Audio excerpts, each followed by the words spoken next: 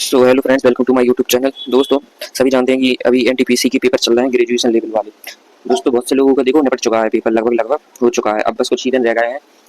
ठीक है, तो 24 तारीख तक ये एग्जाम चलने हैं। फिर इसके बाद जो है वो अंडर ग्रेजुएट वाले एनटीपीसी के एग्जाम स्टार्ट हो जाएंगे। ठीक है, तो बच्चों ने जो दोस्तों ने रिव्यू दिया है, भाइयों बहनों ने, तो मतलब बहुत सी चीज़ें कही हैं उनमें। कोई मतलब ये बता रहा है कि जो मैथ रीजनिंग का जो लेवल है वो देखो इजी टू मॉडरेट आया है। कोई बता रहा है कि मतलब मॉडरेट ही है, कोई कह रहा है कि बहुत ज़्यादा ही हार्ड है।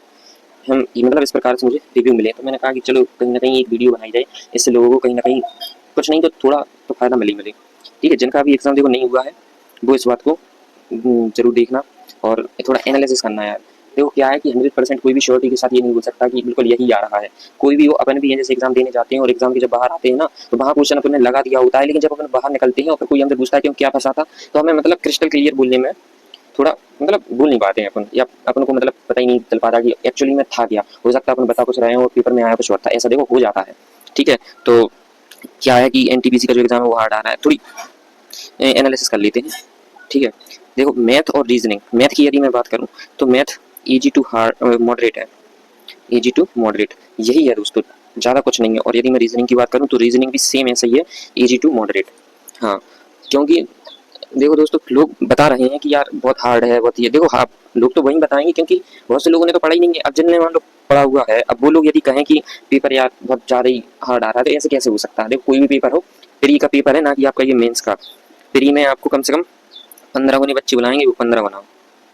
ठीक है, यदि वो ज़्यादा हार्ड बनाएंगे तो हमें बच्चे ही नहीं मिलेंगे। और वैसे भी जो अपने नोटिस देखी थी पिछली वीडियो में, उसमें बता रहा था कि एवरेज मतलब 50% प्रेजेंट चल रही है सभी में।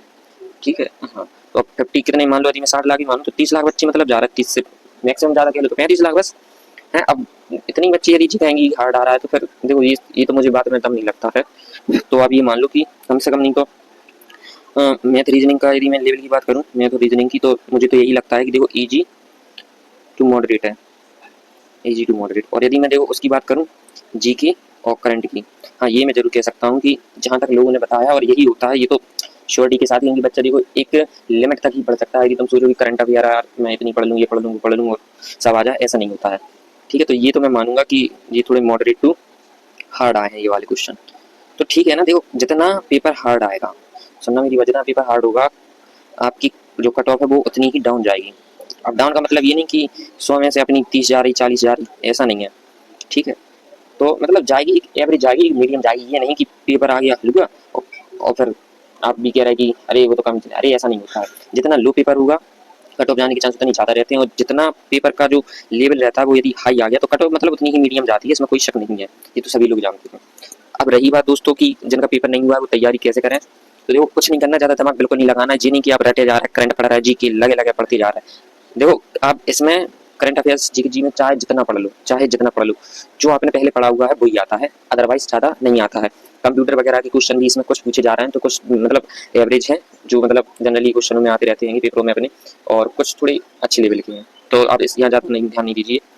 देखो मैथ और रीजनिंग एक स्कोर एक सब्जेक्ट होता है, 60 क्वेश्चन इससे पूछे जाने हैं, थोड़ा एक दो क्वेश्चन ऊपर नीचे होते रहते हैं।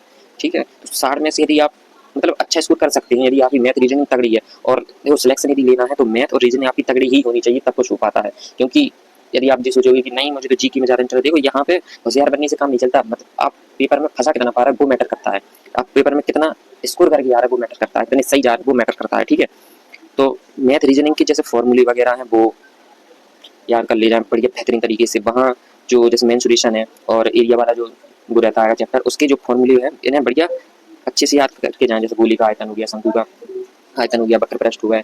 ठीक है जी, सब याद करके जाएं, रिवाइज करके जाएं। क्योंकि देखो वहाँ यदि अपन भूल जाते हैं तो वहाँ अपन को बताने वाला भाई कोई नहीं रहता, साइड वाला भी मतलब यदि अपन उससे पूछने की कोशिश करें तो भैया उसे भी यही लगती है कि देखो मेरा हो जाए, क्योंकि मैं तुम्हें बताऊंगा तो तुम खुद मेरी कॉम्पिटिटर हो, जब मैं तुम्हें पीछे करूंगा तभी तो मैं आगे बढ़ पाऊंगा। देखो सभी के साथ यही होता है, तो यहाँ कोई किसी प्रकार की व्यवस्था नहीं होती है। ठीक है, और समय मतलब निकलता जाता है, आपको पता भी नहीं चलता है। ठीक है, तो मैथ और रीजनिंग आप देख लीजिए, और जो देखो अब ज़्यादा समय तो देखो बचा नहीं है, तो रिवाइज कीजिए थोड़ा बहुत। और जो प्रैक्टिस है मॉक जरूर लगा लीजिए, एक दो मॉक जरूर लगा दीजिए यदि आपने नहीं लगाए हैं, वो भी कौन से वाले, ऑनलाइन। यदि आपके पास लैपटॉप या पीसी है तो उस पर लगाएं, नहीं तो आप मोबाइल पे जरूर लगाएं। क्योंकि एक स्टैंडर्ड आपको पता चल जाएगा कि हाँ हमें इस प्रकार से हमें बैठना है वहाँ पे। क्योंकि बहुत से लोग यही करते हैं कि पहले मॉक देते नहीं और फिर वहाँ जाके कहते हैं कि यार यार हमारी तो मतलब स्पीड नहीं हो पाई, हम पेपर छूट गया, ऐसा नहीं करना है आपको, ठीक है। बढ़िया से जाइए, बढ़िया पेपर दीजिए, ज़्यादा घबराना नहीं है, फ्री है जी, ठीक है। 15 उन्हीं बच्चे चाहिए उन्हें, आई बात समझ में। तो फिर ज़्यादा टेंशन नहीं लेना है, देखो टेंशन से आप क्या करें, पेपर जो है वो खराब करके आओगे, वो कुछ नहीं है। और ज़्यादा यदि आपने लोड लिया तो वहाँ ऐसा होता है कि यार हमें आते हुए क्वेश्चन गलत हो जाते हैं, सिर्फ और सिर्फ भाषा पढ़ने में, भाषा हमने नहीं पढ़ पाई तो बस हो गया खेल। और इसके बाद जैसे ही जब पेपर कंप्लीट हो, बढ़िया रेस्ट करना थोड़ा, ये नहीं कि चली गया फिर से लाइब्रेरी पहुंच गया, फिर से अपने रूम पे शेड्यूल बना लिया, नहीं, थोड़ा रेस्ट करना, माइंड को रिलैक्स फील करवाना, ठीक है। फिर अपना एक नया स्टार्टअप तैयार करना नेक्स्ट अपना पेपर के लिए, ठीक है। तो एक वो है अपना मॉडरेट टू हार्ड, ठीक है।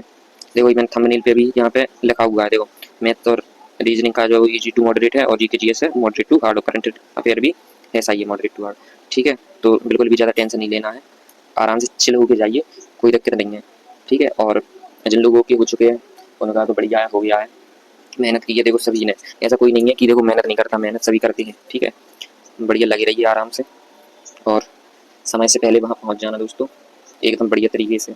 और रेस्ट कीजिए, आप रिलैक्स रहिए, ज़्यादा टेंशन मत लेना, ठीक है। अभी और भी मौके हैं आपके पास, ये नहीं कि यही है हाँ लास्ट है, ऐसा नहीं है। देखो अभी 32,000 वाली वैकेंसी जो आई हुई है ग्रुप डी की, ठीक है, वो भी सभी का डला होगा, ठीक है। एक मौका ये भी है आपका इस कैलेंडर वाला। और एनटीपीसी जो अंडर ग्रेजुएट वाला है उसमें तो देखो काफ़ी कंपटीशन होना है, ठीक है। तो वो तो ठीक है, लेकिन ये वाली वैकेंसी पे जरूर ज़्यादा फोकस करना, ठीक है दोस्तों।